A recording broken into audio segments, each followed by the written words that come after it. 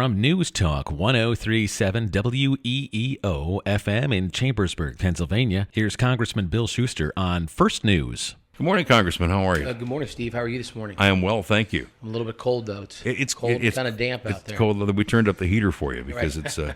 it does get a little cold in here. How's your dad? He's doing well, actually. Today is my father's 83rd birthday. Is it really? I'm going to go see him this afternoon. So I wish my father a happy 83rd birthday today, and his health is excellent. Outstanding. He still picks up the phone and raises Cain with me if he disagrees with a vote. I bet he does. I just bet he does. Of course, we're talking about Congressman Bud Shuster, Bill's dad, and you fill that seat. How long has it been now that you've been in Congress? I've been in Congress now, I got to think a second here, 14 years. 14 years. Is it that long, really? Yep, time flies. Wow, it does. I was thinking maybe 9-10 years. Yeah, no, it's 14 years. 14 years. Good heavens! So, It's really good to have you here this morning. Well, thank you for having me. Let's talk about some of the things that are going on. Sure. Like Keystone Pipeline. Right. Absolutely. The Keystone Pipeline, first and foremost, comes through the committee under jurisdiction that I chair, Transportation and Infrastructure Committee, and we passed it a number of times last year, where we passed it again this year in the first week with a bipartisan vote. I believe there were almost 30 Democrats that voted with us, and now it's in the Senate, and the Senate is going to debate it for 3 weeks.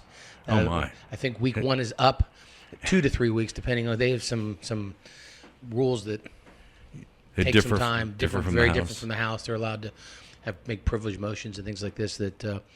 So it's going to be 3 weeks. We think what we sent over there is going to get the 60 votes required to pass it and put it on the president's desk, and then it'll be up to the president. He's issued a veto threat. We'll wait and see what happens. What do you think? You think he'll make good on that threat? Don't you think? He said it a number of times. I find it hard to stand up and say you're going to do something and not do it. Although, he drew a red line in the sand over in Syria, and then he backed off of that. So this president, says things and then doesn't follow through. So hopefully in this case, the Keystone Pipeline, he does the same thing and backs off and signs it, because it means jobs, energy independence for North America.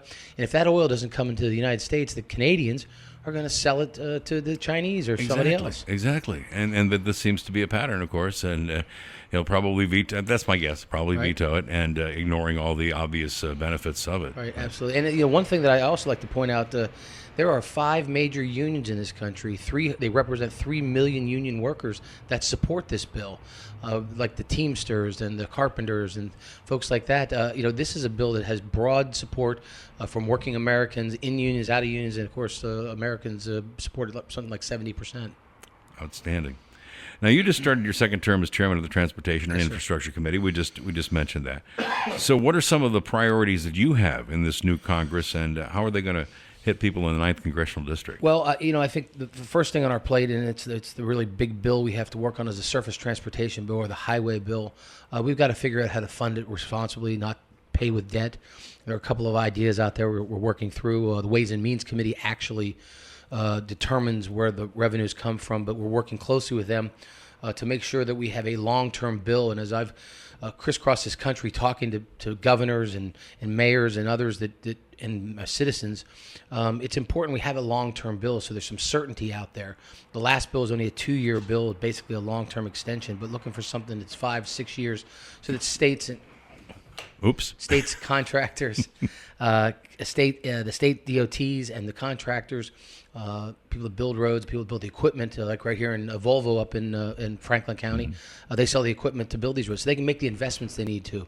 And we really have a problem in this country. Our infrastructure is deteriorating rapidly. Absolutely, and we just saw a bridge. They were actually tearing the bridge down, but it collapsed on its own. Yeah. And it's things like that are occurring around this, all over this country. And it's one of the things that made this country strong is our infrastructure. We used to have the leading infrastructure in the world, and today, we're down 23, 24 on the list in the world. Can you talk a little bit about what the bill is, Sure. so people understand exactly what it is we're Sure. talking about? It's the Surface Transportation Bill, which will deal with funding the highway programs and the transit programs across this country. Again, dealing with building bridges. Over the years, it has it has drifted away from its focus, and that is on the corridors that basically the interstate highway system and the major secondary roads that connect to them. But it's drifted away. We've got all kinds of different programs out there. We want to try to refocus it back to the corridors, like 81 right here in Franklin County. Exactly. I think anybody that gets on 81 at nighttime, it is just packed with trucks. That's commerce going up and down that highway. Yeah. We really need to make it a 6-lane highway. Because just the growth of this country, the 95 corridor is packed. It's packed always. 81 is becoming packed, but we've got to do something to widen it, and we have the right of way there. I believe the state has it to go to 6 lanes. It's just a matter of coming up with the dollars and doing it again in a fiscally responsible way, not adding to the debt. And then planning ahead so that these infrastructure can be maintained into the future. Absolutely. I did some personal experience with it this past year. I did some professional driving across the country, and going on 40 and all the routes out west. Right. I saw exactly what you're talking about. Yep. And there's some people that say, well, that's not the federal government's role, but it absolutely is part of the federal government. It's the state, the locals, the federals all working together to build this national system. And when you look at the founding of the Constitution, even before that, Adam Smith in The Wealth of Nations talked about 3 things government should provide for the people: security, preserve justice, and erect and maintain infrastructure to promote commerce. It's things that are benefiting the entire population shouldn't be owned by just one entity. So again, Adam Smith said it, and the founding fathers put it in the Constitution. Interstate commerce, established post roads, and as a Republican, it's a Republican tradition to build America's infrastructure. Lincoln built the Transcontinental Railroad in the middle of a Civil War. Eisenhower, the interstate highway system, and Teddy Roosevelt built the Panama Canal to shorten the distance that we could take by boat traffic from East Coast to West Coast. So it's really been a Republican tradition. It's something that is, as a Republican, I'm proud to say I'm a constitutional conservative. That's one of the few things we should be doing in Washington. Exactly. National security is our first priority, building infrastructure, preserving justice, and then many of those agencies in Washington should never have been in existence, especially not to the size they've grown to today. Talking about education department, for instance. Absolutely. Like that, energy department. Energy. It's just, education obviously belongs, I believe, back here in the locals and in the states determining that. And another thing the President Obama has been talking about recently is the free community college education for folks. I mean, where's that coming from? Well, the president believes that the federal government has the answers for everything. It's the nanny state. I believe what we ought to be doing in states and even in Washington is focusing on our high schools. Some of the worst high schools in America are the inner city high schools, where graduation rates are at 50 and 60%. That's where we ought to focus, so that when kids come out of school, they can read, write, and do arithmetic, and then they choose where they're going to go. And you see some of these community colleges. There's many good ones in the country, but their graduation rates are only around 20%. And I just think when you give somebody something for free, they don't invest in themselves as much as they would if they have to put their dollars, dollars on the block. I heard an interesting comment on that the other day. They said it's sort of like an admission that the federal government hasn't done such a great job on education, public education anyway. So let's give them another 2 years. Yeah, exactly. It's exactly what it sounds like to me. Agriculture, big here in Franklin County, Fulton County, the whole area. And last Congress, you were in the forefront of trying to stop the EPA's Waters of the U.S. proposal that would drastically increase the federal government's ability to regulate even little bodies of water, like ditches and ponds. That would have a dramatic impact on farmers. So what's next on this issue? Well, once again, that's an issue that comes through our committee. We have jurisdiction over the Clean Water Act, where the waters of the U.S. reside.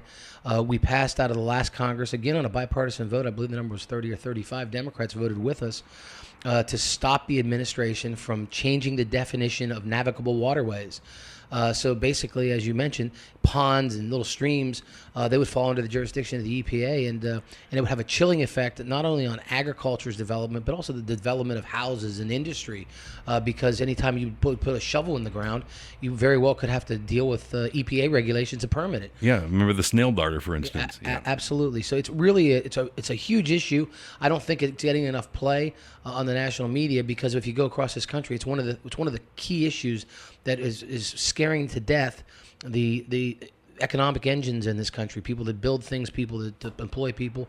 And so we're right now working on a bill. We want to get something passed in the House that stands a good chance of getting 60 votes in the Senate to stop, delay whatever we can from this president to do this rulemaking, which we think is wrong. Congressman Shuster, thanks for being with us this morning. It's been a great conversation. Let's keep in touch and keep us informed of what you're going, and just drop by every now and then, and we'll be glad to talk to you and find out what's going on. Thank you very much. It's always great to be here in Franklin County, even in a cold winter day like this. I guess we're going to get a little snow here. So that's what they're telling us. Well, it's winter in Pennsylvania. So, well, thank you very much for having me.